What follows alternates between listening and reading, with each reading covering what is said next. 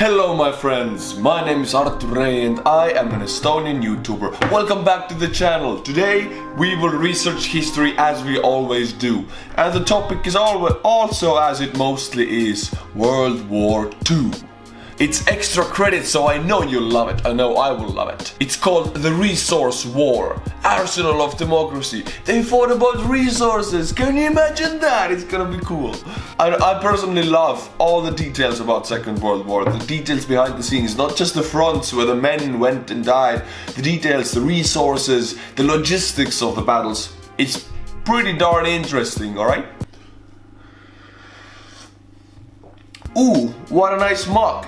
Ooh, the tea tastes delicious. You want this mug? Please go and buy it, because no one buys it. I need somebody to buy the mug, otherwise it's no point in having it up there. I have to pay Shopify to hold my store up, and no one is buying the mug. So I guess I have to close it down. But still right now you can still buy it, so please buy the mug. And also become a patron. Please, please, please, link is in the description below. Become a patron, and now let's jump into the video.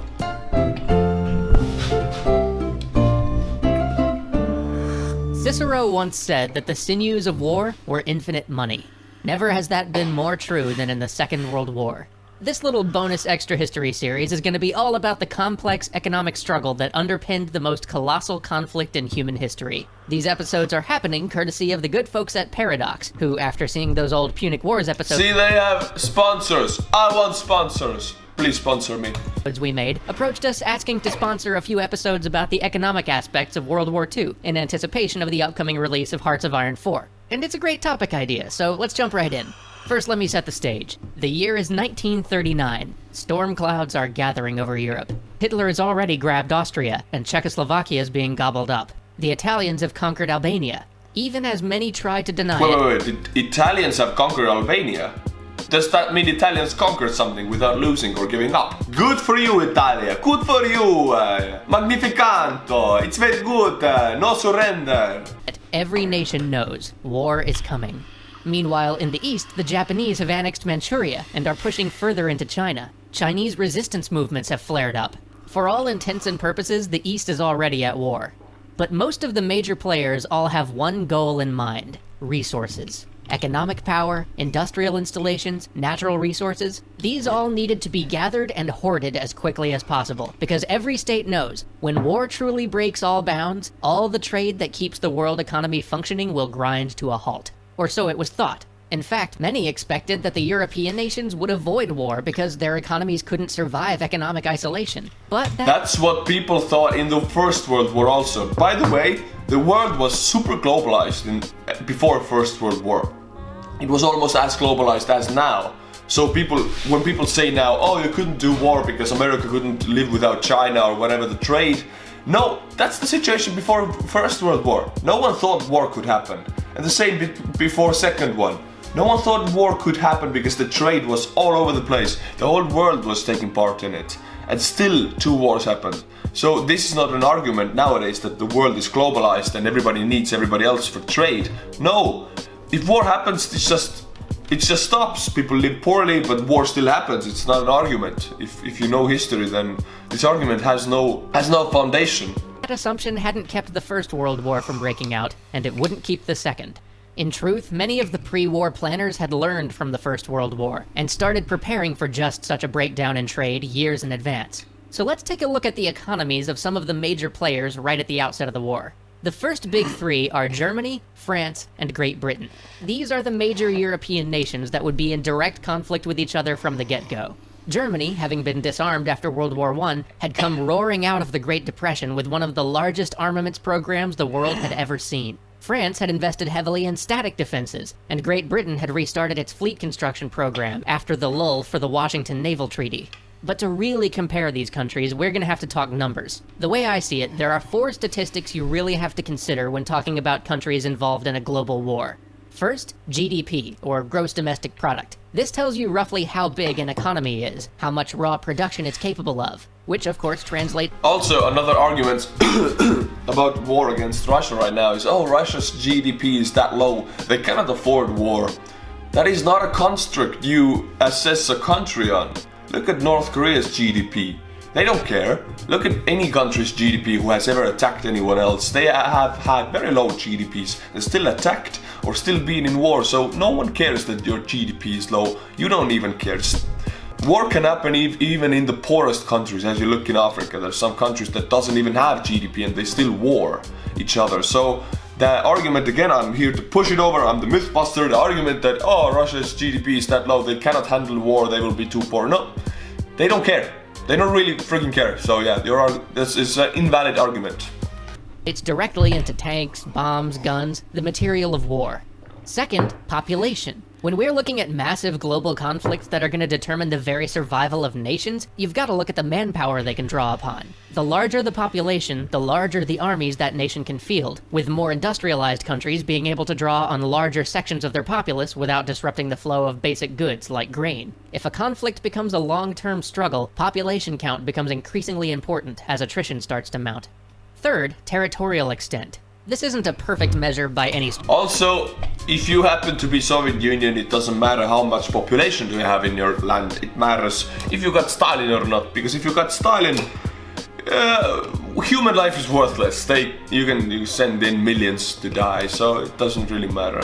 Stretch, but it serves to give us a surface level idea of relative natural resource control. In modern economies that require everything from oil to rubber to aluminum to run, territorial extent gives us a very rough idea of how self-sufficient these economies might be if cut off from global trade. It also tells us how much ground a nation can give up without being knocked out of the fight. Though it is worth noting that greater territorial extent also generally makes mobilization more difficult and defense more complex, so it's kind of a trade-off in some ways. Fourth, per capita income. Individual wage may seem like a strange metric when thinking about wartime economy, but it gives you a good idea of how developed an economy is. The higher the individual wage, the more advanced an economy you're usually dealing with. And this is actually super important because, in general, larger economies can take bigger hits without crumbling. Bombing one factory won't cause production to grind to a halt. They'll have a greater ability to synthesize or find alternatives for natural resources they don't have. They have a better internal network for transportation and distribution and such. So a nation that has a more advanced economy, even if it has the same GDP as another country, can remain an effective combatant much longer than a nation with a less advanced economy. This is why China collapsed into a guerrilla war almost immediately rather than fronting a centralized state effort, and it's why Italy capitulated so much quicker than Germany. It's all... Okay, the Italian example is really wrong. It's an example by itself. As a country, it's not very good in war anymore. If you're Italian, I mean, no Italians watch me, I'm pretty sure, so I can make fun of them. No one watches, like... I don't think anyone from south from Germany actually watches me. Maybe France, some people from France, but no Italy. So yeah, Italians, their military might was back in the ancient Rome time. They were really great, oh yeah, but now it's much more making food and making siestas and, you know, not very much work and big wages, less work, all that stuff. Estonians are actually a little bit grumpy about the southern European states because they have such big wages, and they have to work so little, and they have good climate. We have bad climate, we have small wages, we have to work a lot. We work so much, almost like Mexicans, and nothing gets better. But hey, if you are Italian, take it with a grain of, you know, fun salt. We Estonians, we make fun about ourselves, we make fun about others. If you can't take this humor, bye-bye. Also fascinating to think about in terms of the incredible Soviet effort to actually pick up and move their entire industrial base in the face of a German invasion. But we'll get to that later. For right now, let's look at some numbers.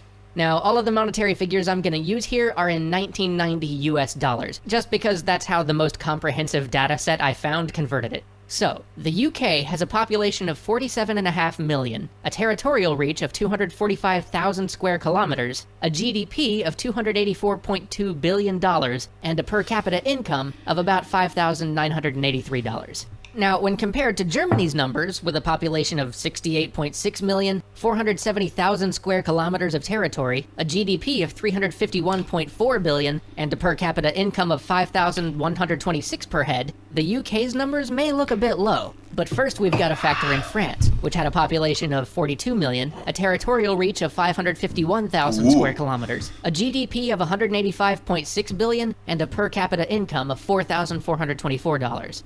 And perhaps far more importantly, we also have to factor in the British Empire. If you add in all of the colonies and dominions that Britain held at the time, that's a whopping 483.8 million people, 34,179,000 square kilometers in territory, and 391 billion in GDP.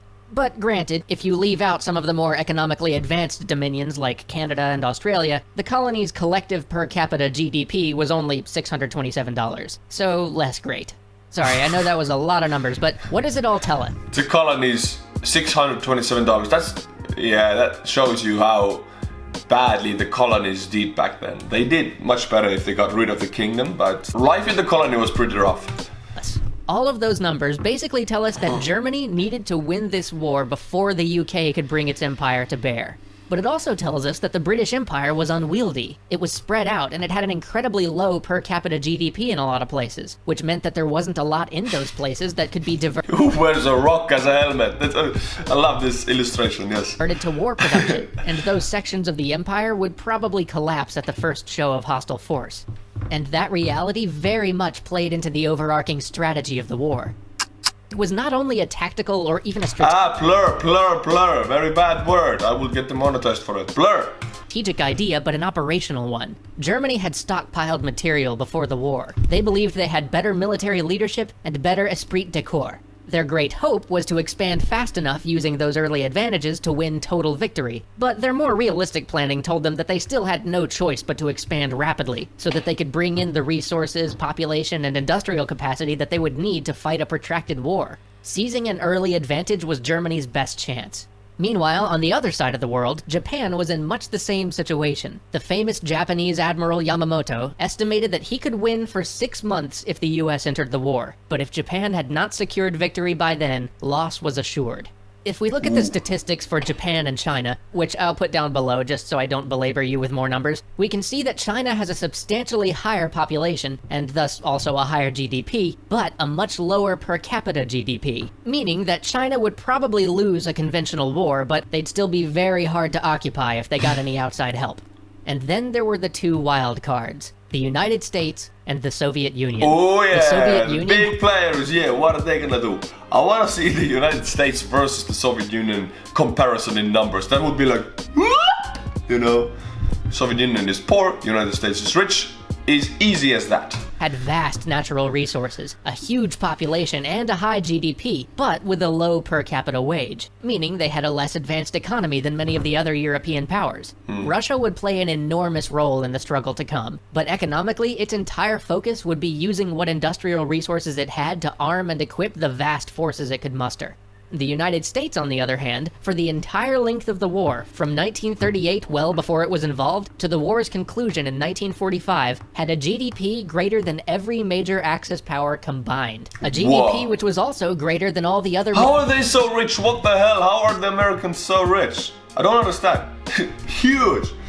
Major allies put together. Not only that, but the US was protected by oceans from the conflict itself. This is why the United States would serve as the arsenal of democracy. Join us next time as we talk about Lend-Lease, and how American industrial output would be used to keep its beleaguered, soon-to-be allies afloat before the American nation gathered the will to fight. See you then. Arsenal of democracy, USA! Woo! Spread some freedom, and of course they have to pay for it, because everything is money, yay! But there is a second part to this video and I want to see it for sure, but not today, the next time. I love learning about these details in Second World War. This is behind the scenes basically of the war, which is really interesting. If you also think it's interesting, you want to see more of it, please support the channel. Buy the cup, look, and this is tea, but look at this, cool cup, it's me. Whee! Also, go and support the channel on Patreon or PayPal, both are in the description below. I've made both so it's easier to do it, because everything counts for me. YouTube revenue is okay actually now, if they monetize the videos. If they don't, it's zero. If they do, it's okay. But you never know when they monetize or not, because my videos are about history.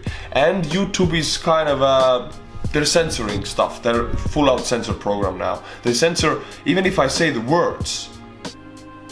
You know the words I'm talking about. I can't even say German in some videos. In the context of 1941, for example, I can't say Germany because it will be demonetized. So head on to the Patreon and PayPal and make sure this channel keeps afloat. Thank you. And as always, my friends, until my next video, stay cool and bye bye.